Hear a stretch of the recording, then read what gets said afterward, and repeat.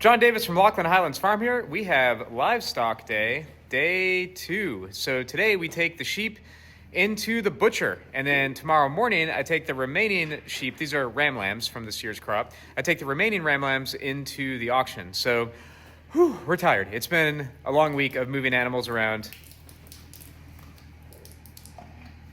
and even the horse has a drinking problem. It's crazy. So time to move these sheep. We're gonna put them in the trailer so we can get going. Here we go.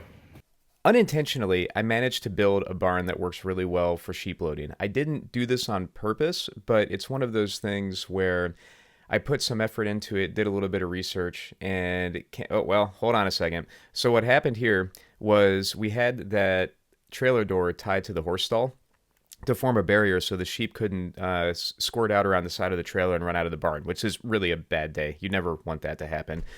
Unloose sheep on the farm is a bad thing. So I think the horse was complicit in trying to help the sheep escape. I don't know what deal they made overnight, but there's a children's book here. This is probably the 4th or 5th children's book that we were going to write. Although a children's book about the horse helping the sheep escape from being loaded on the trailer to butcher is kind of dark. That's like it's like a Grimm's fairy tale.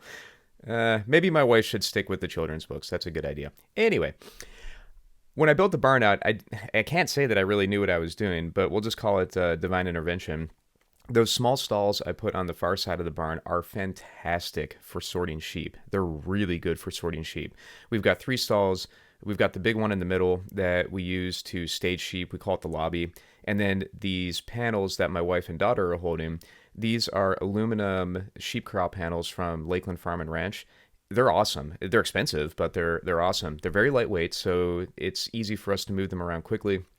They kind of latch together like standard gate panels, corral panels, whatever.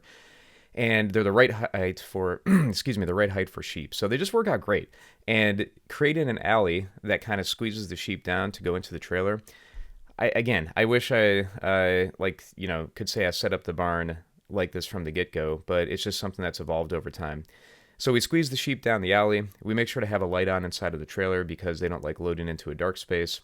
And it manages to work out pretty well. I'd like to have these panels attached permanently at some point, but we'll see what happens. I kind of like how this goes.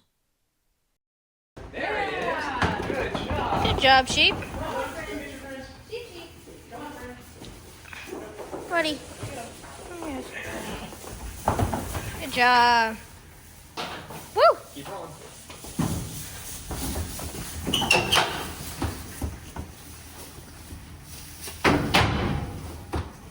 That is how you load sheep in a trailer. We close the divider to keep the load in the front of the trailer.